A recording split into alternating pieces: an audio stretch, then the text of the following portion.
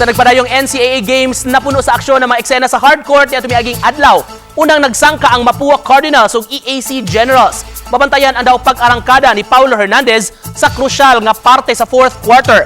Natapos ang game sa score nga 73-69 pabor sa Cardinals. Samtang sa second game nagharong ang Arellano Chiefs ug Letran Knights. Nanganti unta ang Knights kinsa mo'y reigning champion nga makakuha sa first win sa season. Apan gipakgang kini sa Arellano nga nakakuha sa ilang unang kadaugan. Sa third game, ang San Beda Red Lions ug LPU Pirates ang nagharong.